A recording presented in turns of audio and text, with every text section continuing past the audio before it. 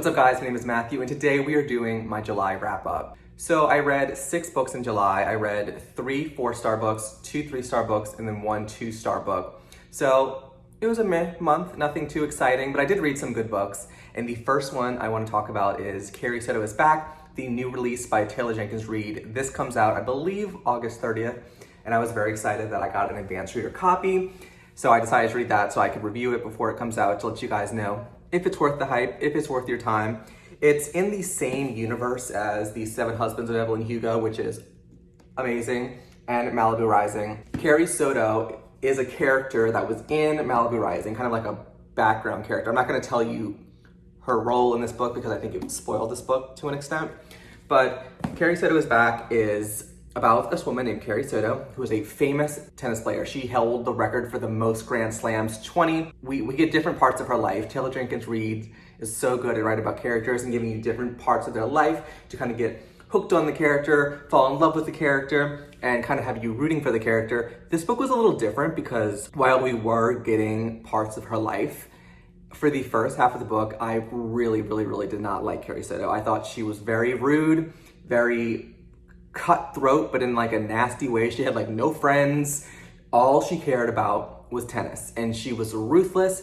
And while, you know, like that's good, like I'm not saying that's bad to be ruthless or anything like that, but it was just really hard to root for her at times because she was just so unlikable. But thankfully, throughout the book, she kind of evolves and realizes the true meaning of life, and she's been wasting her life focused on things that don't matter. So I really liked it. I did like it. Did I like it as much as The 7 Husbands of Evelyn Hugo? No. But it was still really good. I think I liked it more than Malibu Rising, so I think it's in the middle there. And I picked up this book kind of hesitant because I was like, I really don't want to read a book about a tennis player. Like, that just does not sound interesting.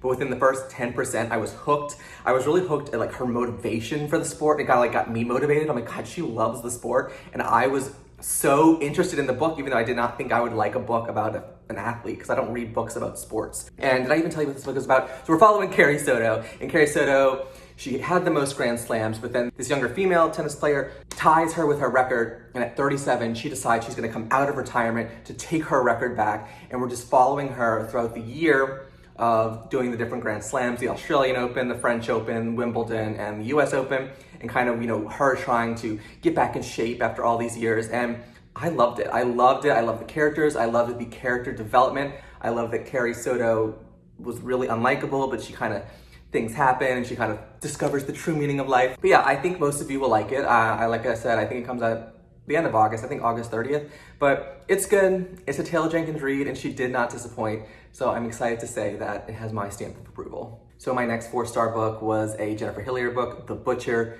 Jennifer Hillier is one of my favorite new authors that I found, and she has yet to let me down. The Butcher is about this serial killer named the Beacon Hill Butcher, and it's like a fictional Seattle area where most of Jennifer Hillier books take place. And the story is about this famous like detective cop named Detective Shank, and he kills and captures the Beacon Hill murderer. And this book is so different than your typical thriller because from the beginning of the book, you kind of know the twist. As the reader, you know what the characters in the book don't know. So normally when you're reading a thriller, the author hides the truth from you and you kind of figure it out at the end with a big twist. You know the true things that are going on in this book within the first like 2 chapters. I'm not gonna tell you what it is because I mean technically it's a spoiler, but it's really not because you're gonna learn about it super fast. But we have this guy named Matt who is Detective Shank's grandson, and he moves into Detective Shank's old house. And while Matt's moving in, he finds this like crate, and the crate has family secrets. So he realizes, you know, things about the past might not be really true. I'm being very vague, but I like what she did here because she kind of took the typical thriller twist and did a different way where she tells the audience what's going on. And normally you would think, well, that's not interesting if I know the twist throughout the book, but it was so interesting. And there were still some more twists at the end of the book, some really like fucked up twists at the end of the book. But I enjoyed it, and it was very short, so it didn't take too long to read. It was to the point. I loved the characters, the twists were fun, and it was just such a interesting read. And yeah, I definitely recommend it. 4 stars, Jennifer Hillier, she is fantastic. I need to read her new book that is gonna be read in August. The Butcher, definitely recommend it, but just go into it knowing that you will know more than the characters, so it's kind of a different way to write a thriller. The next 4-star, maybe a 3.5, I haven't really decided, is You're Invited. This was a book of the month pick for July, and I enjoyed it. I loved it because it had all the wedding island vibes. It takes place in Sri Lanka. It is about a girl named Amaya and her childhood best friend.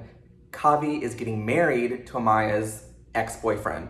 So Amaya finds out that her old best friend and her old boyfriend are getting married in Sri Lanka, and she gets invited to the wedding, and she's distraught, devastated, but she decides to go back home to Sri Lanka and go to the wedding. You don't really know what's going on. The book's written where you think Amaya might be a little bit, unhinged, and maybe she is. I don't know, you have to read the book, but you're getting the story leading up to the wedding, and then the perspectives change, and you get perspectives from Amaya, and you figure out what's really going on, and I really did like the ending. The only complaint I have to this book is that the book was told to us, then it switches perspectives, and then we get the same plot told again from a different perspective. And I feel like a lot of books are like that, but I felt it was a little bit repetitive where I was reading these same things just from a different perspective. And I understand it was important to kind of understand what was going on in the story, but I enjoyed it. I loved the wedding vibes. I loved the Sri Lanka vibes. It was a fun read. They had some twists. It went in a direction I did not think it was going to go. And yeah, I enjoyed it. I think if you like books that are set around a wedding, if you like books that are in, foreign destinations from you, obviously I'm not from Sri Lanka, but I enjoyed it, and I think most of you will enjoy it. It doesn't have that great of reviews on Goodreads, and I kind of understand because it was a little bit repetitive, but I enjoyed it, so I definitely recommend You're Invited. So the first 3-star book I read in July is John Grisham's A Time to Kill.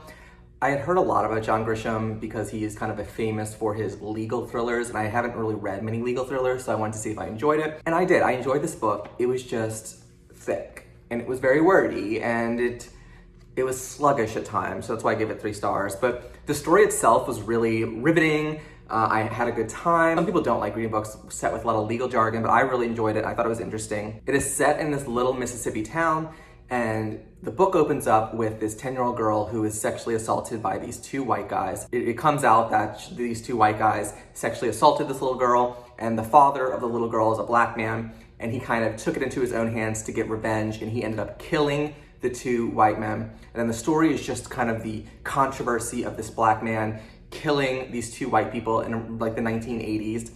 And it follows our protagonist named Jake, who is a young attorney, and he takes on the role of defending the guy who killed the 2 white guys. I heard that the movie is fantastic. I think Matthew McConaughey is in that movie. I haven't watched it yet, but I do plan on it. My only warning to you is that this book has the N-word written on every page. I'm not exaggerating, almost every other page has the N-word. So it's a bit jarring, and I'm not used to reading that, but this is set in a different time. It was set in 1984, and it kind of shocked me how frequently the N-word was used, especially, I know 1984 was a long time ago, but still, I was very taken aback by it. It's just, I think he was trying to depict this town, so whether you agree or disagree, it's up to you. I enjoyed the book. My only concerns was that it was very wordy and it was sluggish at parts, but I really enjoyed it. I thought the story was just very captivating, and I understand why John Grisham is very famous.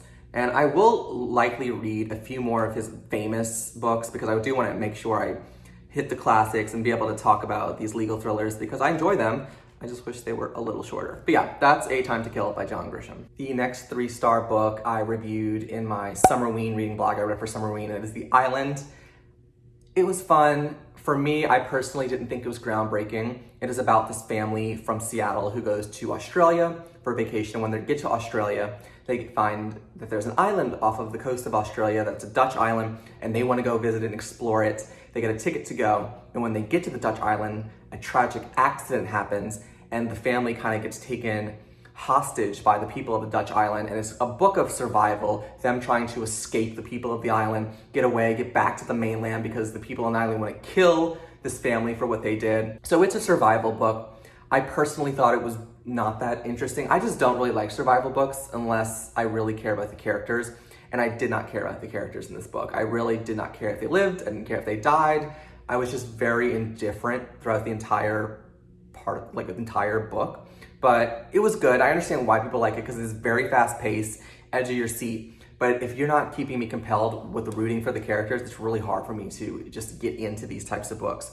So I ended up giving it 3 stars, but I do think if you like survival books, if you like the idea of this family trying to escape being murdered by these people on this island, then I think you will like it. And I think based on my viewing of people on BookTube, you either really like it or you're kind of indifferent towards it. But there is a mixed bag with this one, so you might like it and you might not. But it was enjoyable and I'm glad I read it. So my 2-star book of July and my most disappointing book of the year so far is Ruth Ware's The It Girl. I really was looking forward to this because it follows my favorite trope of a bunch of college students who are friends and someone dies 10 years ago. Then all the group of friends come back in the present and realize what they thought happened in the past isn't really what happened. And this follows the same pattern. However, it was so boring. Like I was so bored throughout this book. It follows a girl named Hannah who starts at Oxford. And when she gets to Oxford, she meets this girl named April. And April's very outgoing. She's the it girl. Everyone, wants to be her friend. She gets murdered, and this porter at Oxford named Neville, he takes the fall for April's murder. He goes to jail. We flash forward 10 years. We're in the present, and Neville dies in jail. The journalists are coming out saying they don't think Neville actually was the one who killed April. So Hannah goes in and tries to start investigating it on her own. What really happened?